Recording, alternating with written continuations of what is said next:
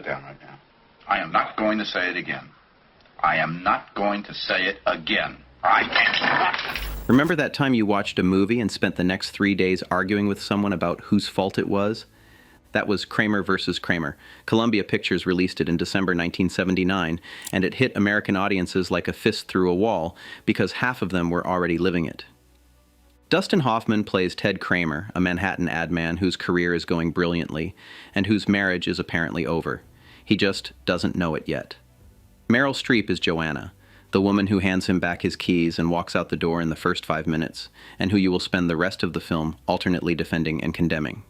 Justin Henry is Billy, their 6-year-old son, who at one point looks up at his father and asks if mommy left because of him, and you'll never quite recover from that. Behind the French toast, the custody hearings, and those two incredible performances quietly dismantling each other from across a courtroom, the real story of this film is something else entirely. And it is more complicated, more bruising, and more extraordinary than what ended up on screen. Today, we're counting down 15 weird facts about Kramer versus Kramer that you probably didn't know. And stick around for number 1, because the most powerful moment in this film wasn't in the script, wasn't planned, and almost nobody talks about it. Before we get into it, please hit the like and subscribe button. It helps us bring more of these deep dives to people who still feel things watching old movies. Now, let's get into it. Number 15, the director who walked away and left his fingerprints on every frame. Columbia Pictures had a specific vision for who should direct Kramer versus Kramer. His name was François Truffaut, the French New Wave legend, the man behind the 400 Blows and Jules and Jim. They wanted him so badly that they'd already hired his regular cinematographer in anticipation, a Cuban-born virtuoso named Nestor Almendros, who had shot most of Truffaut's films and was considered one of the finest working cameramen in the world. Truffaut read the script. He was interested, and then he wasn't. Other projects called, and he passed, recommending, on his way out, that the screenwriter should direct instead. That screenwriter was Robert Benton. He had 2 modest films to his name. He was not exactly the name Columbia had in mind for a prestige drama built around 2 of the biggest actors of the decade. It's burning! What? It's burning!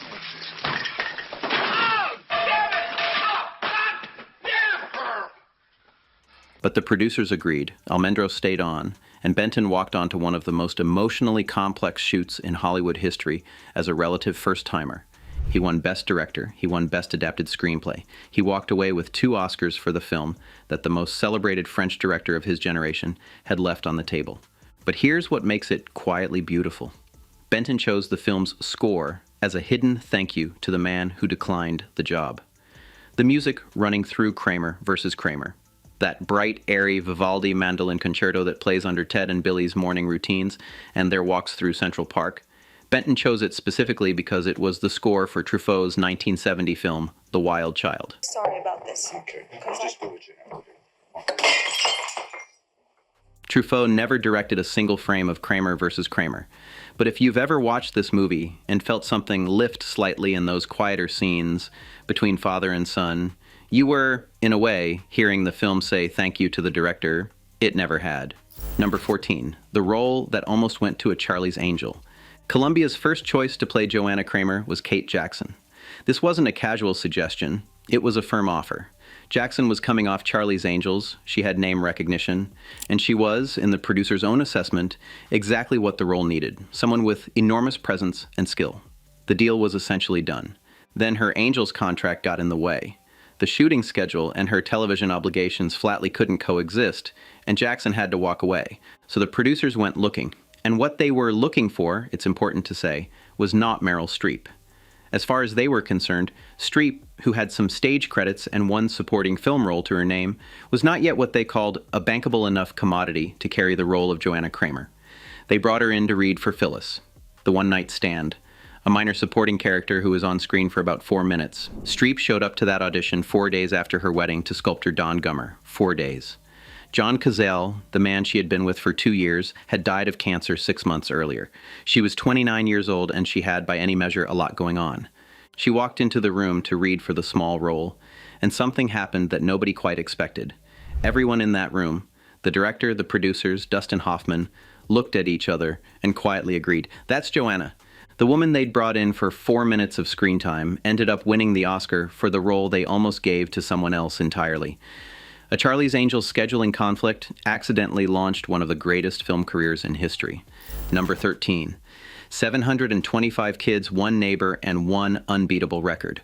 The search for Billy Kramer was not casual. The production interviewed 725 children across 26 New York area schools, 725, for one role, in a film that had already secured Dustin Hoffman and was about to secure Meryl Streep. The bar for the kid, in other words, was not low. Justin Henry was found not through the search, but through a neighbor who happened to be a casting director and saw something in the boy from Rye, New York. He was 7 years old. He had never acted in anything. He was, by most accounts, just a kid. At the final audition, it came down to 2 boys. The producers had a hard time choosing. They went with Henry partly because he looked more like Meryl Streep. That was the tiebreaker. He was never given a script to memorize. Most of his scenes were improvised or built around situations designed to produce natural reactions. He was paid $5,000 for the entire film, and then he was nominated for Best Supporting Actor at the Academy Awards at the age of 8, the youngest nominee in any competitive acting category in the entire history of the Academy Awards. A record that, as of right now, still stands. The Guinness World Record is his. The boy who got the part because he looked like Meryl Streep walked away with an unbeatable record and a place in cinema history.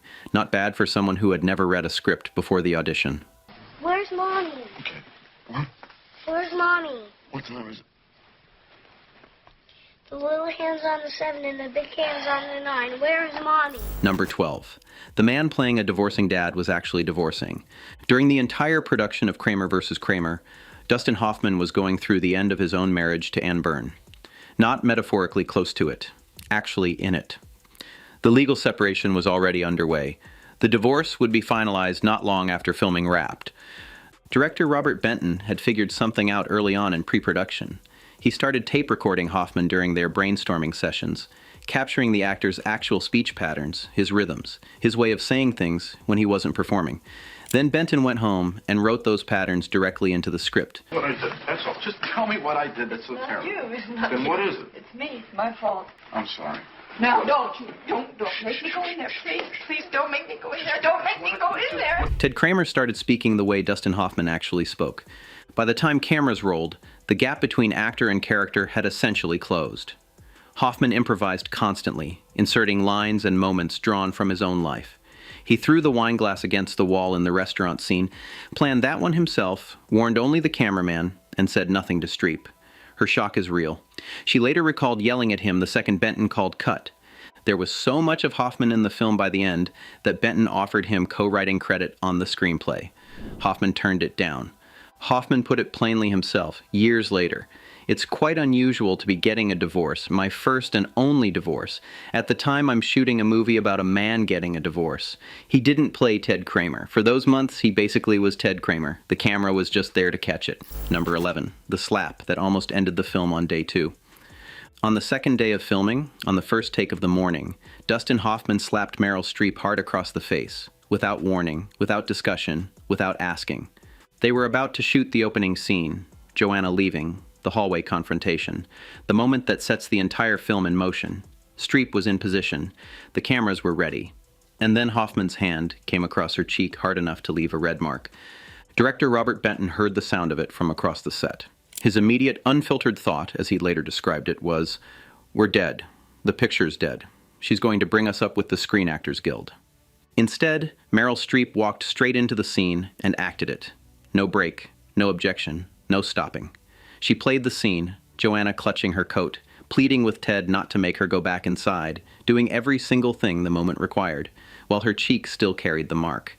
As far as Streep was concerned, she didn't need the slap. She had said as much. She was capable of delivering anything to anyone at any time, on demand, without physical provocation. Hoffman had taken extra measures that were not his to take, and she demonstrated, by performing the scene perfectly immediately after, that he had wasted them. Benton's verdict, watching what she did.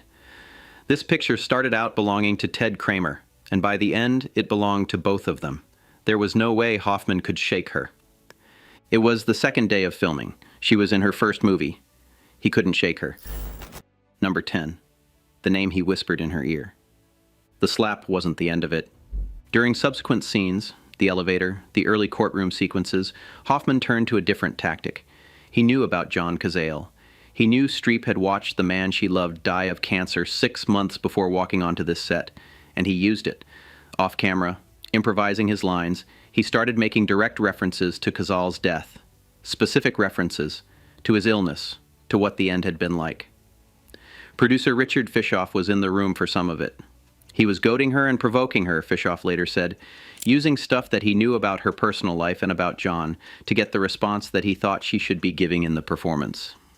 Streep, according to those present, went absolutely white. It is worth being clear about what Hoffman believed he was doing. He was a method actor working at full intensity on a film about grief and loss. In his framework, he was using available emotional material to serve the performance. Whether that constitutes craft or cruelty is a debate that has followed this film for decades. What is not in debate is Streep's response. She delivered everything those scenes required. She delivered it through real grief, weaponized without her consent, and she delivered it better than anyone could have demanded.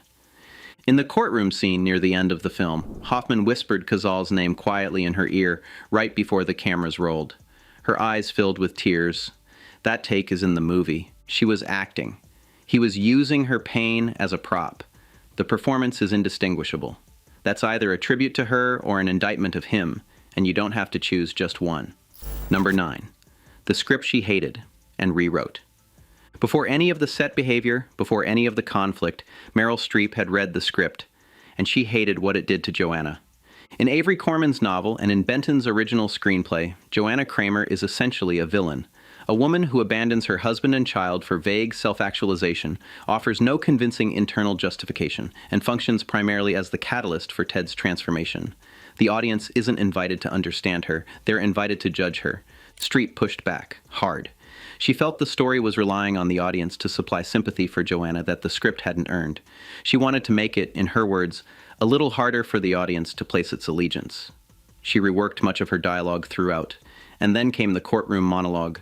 The climactic scene, Joanna's explanation of why she left, why she deserves her son, who she actually is, needed a rewrite. Benton knew it. He, Hoffman, and Streep all went home separately and wrote their own versions of the speech. They came back the next day and read them aloud. Everyone in the room agreed Streep's version was the one. Benton later said, "The scene is brilliant. I cut only 2 lines. What you see there is hers."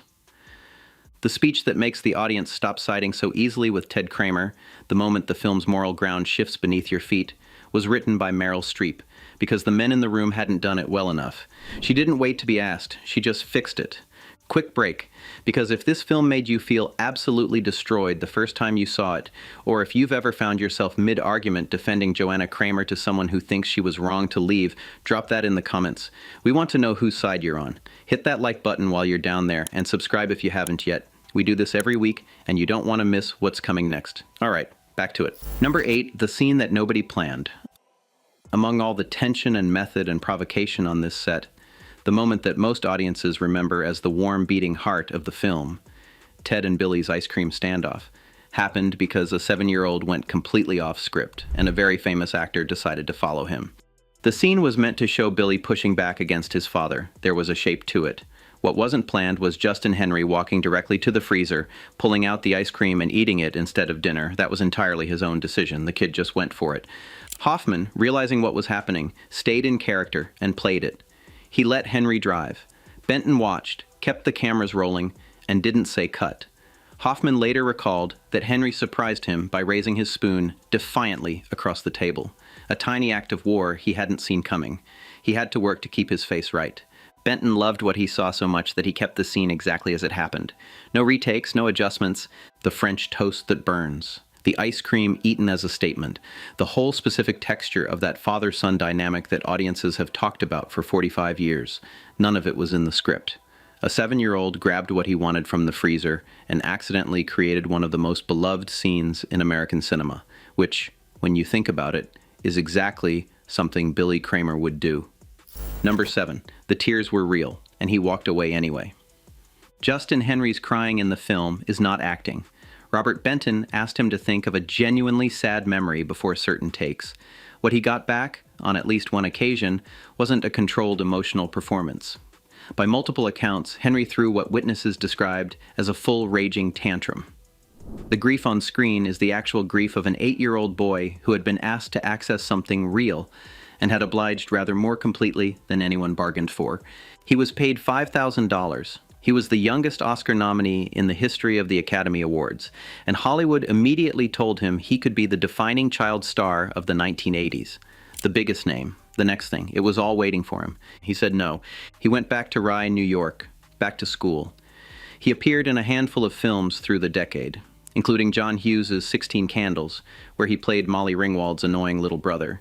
But he kept his distance from the thing the industry wanted to make him.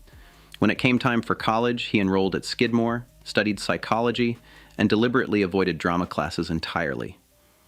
My college years had nothing to do with acting, he said. He graduated in 1993. He eventually moved into digital marketing. He occasionally runs into Dustin Hoffman in Los Angeles. He remembers the experience of making the film as nurturing and kind. He does not appear to have any particular interest in being remembered for it. The youngest Oscar nominee in history chose a normal life over everything the industry was offering, and that, somehow, feels like exactly the right ending for the kid who was chosen partly because he looked like Meryl Streep. Number 6, roughly 20 minutes, and she still won. The original cut of Kramer vs. Kramer was reportedly around 43 minutes longer than the film audiences saw. The vast majority of that deleted footage was Joanna's, Meryl Streep's scenes. Some of this was structural. The film had decided to live inside Ted's experience, and Joanna's interior life was the casualty. Some of it was practical. Streep was pregnant throughout the entire shoot. By the time they filmed the final lobby scene, she was heavily showing. The oversized raincoat that Joanna wears in that scene is hiding it. When the film was released, Streep appeared on screen for approximately 20 minutes of its 105-minute runtime. She was billed below the title as supporting actress. She had arrived to read for the one-night stand role. She had been slapped on the second day. She had had a dead man's name whispered in her ear. She had rewritten her own dialogue. She had done all of it while pregnant. And then most of her scenes were cut. She won the Academy Award for Best Supporting Actress. 20 minutes, her first film. Supporting category, despite playing a co-lead, a billing decision widely understood to be strategic rather than accurate. The woman whose role had been stripped back, editorialized, and filed under supporting, delivered 20 minutes of screen time so precise that the Academy had no choice. There's authentic, and then there's whatever that is. Number 5. The man who called the Oscars obscene, and then won. 5 years before Kramer vs. Kramer, Dustin Hoffman had gone on American television and described the Academy Awards as, quote, obscene, dirty, no better than a beauty pageant. He had been nominated 3 times by that point and lost all 3. He had drawn the specific irritation of Frank Sinatra at the 1975 ceremony with comments made from the audience. He was not, to put it plainly, the industry's most gracious customer. The Academy nominated him again for Kramer. He won. He walked to the podium in April 1980, received the Oscar from Jane Fonda, looked at the statuette and said, into a live television broadcast watched by 49 million people, "He has no genitalia and he's holding a sword." And then he got serious. He said he was up there with mixed feelings. He said he'd been critical of the Academy, and for good reason. And then he said the thing that made the speech genuinely remarkable. "I refuse to believe that I beat Jack Lemmon. I refuse to believe that I beat Al Pacino, that I beat Peter Sellers. I refuse to believe that Robert Duvall lost." Robert Duvall, it should be noted, was not nominated that year. Hoffman refused to believe he lost anyway. Of the 5 men nominated in that category, only Hoffman and Jack Lemmon had bothered to show up. Pacino, Scheider, and Sellers weren't there. Hoffman used the occasion to argue that no actor should be ranked against another. And 3 of the 4 men he was supposedly beating weren't in the building to hear it. He gave the single best speech of his career at an event he had publicly despised for half a decade. The Oscars have never quite figured out what to do with that. And honestly, fair enough. Number 4. The film that changed the law. Kramer vs. Kramer opened in December 1979 at the peak of the American divorce revolution. The divorce rate in the United States had doubled over the previous decade. Custody disputes were everywhere, and in courtrooms across the country, the dominant legal principle was something called the tender years doctrine, the assumption baked into the system that young children belong with their mothers. Fathers, as a rule, did not win custody battles. That was simply how it worked. The film landed into that world like a stone into water. Within months of its release, family law attorneys and judges were citing it.